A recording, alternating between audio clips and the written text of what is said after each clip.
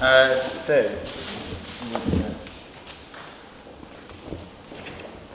I'm the founder of Petit Pli, and we are a material technology company where we focused on developing this sort of textile that grows bidirectionally, allowing the garment to fit a range of ages from 9 months to 4 years. So my background's actually in aeronautical engineering, where I studied at Imperial College, then went to the Royal College of Art and did design engineering. And I was looking to enter the fashion industry because I was really interested in the sort of psychological power that that industry had on an individual, how you could give someone confidence through what they were wearing in their everyday life, and also how you could bring groups together and create movements through what they were wearing. So the more and more I looked into the industry, the more I realized how unethical and wasteful it was. And so I started developing different projects which aimed to tackle this overconsumption. And around the same time, my sister had a baby, my nephew Viggo, and I sent him some garments to Denmark, and by the time they arrived, they didn't even fit.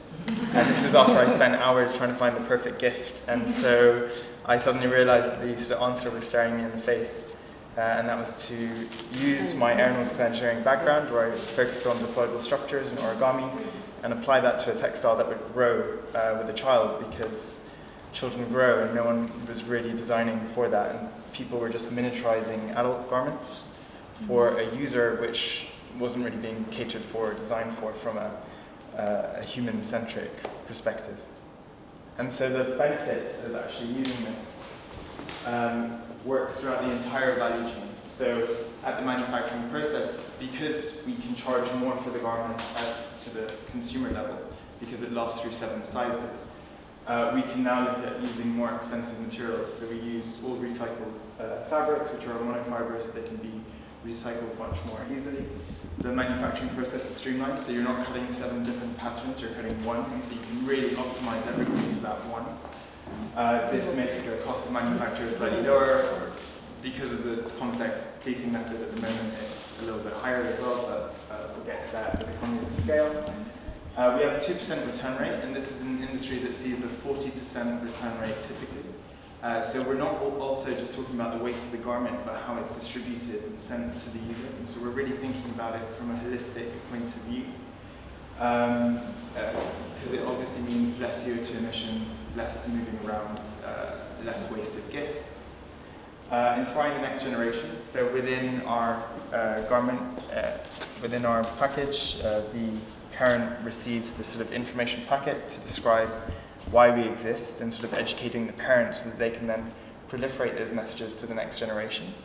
And then everything is designed to be zero waste. So the back of the care booklet is actually a height chart, so you can measure your child as they're growing over time. The jetpack, the packaging folds into a jetpack, which is similar to this, which can be worn with the ribbon that's provided, so the little child can really feel like an astronaut or a pioneer looking into the future. Again, using those elements of origami to teach them how design can be used as a responsible and resourceful method of creation.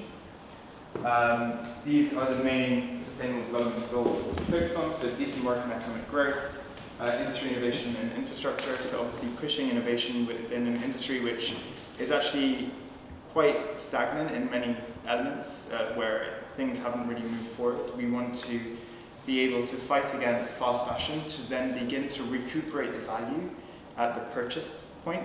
And if we can do that, then we can actually invest that value into further research and development and come up with new innovations.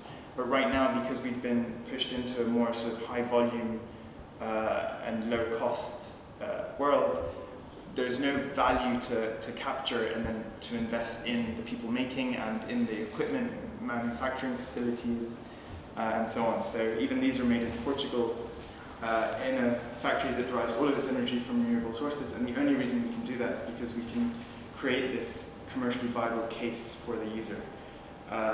The solution from the very beginning always had to balance commercial viability to be able to compete against existing solutions, ethical and responsible design, because that was the main goal, and desirability, so creating something which was as desirable as possible. And to do that, we've used stain repellent coatings in the fabrics. We've looked at how we can use print to hide stains. We've looked at creating something that actually dynamically changes and grows as the child grows, so then parents don't become bored of the same design, or they can actually, the child can get excited about seeing themselves grow because they can reveal new patterns with it. We've also now looked at different applications of the existing textile and making different versions which are thicker, more insulated, more waterproof, to obviously design for different use case scenarios.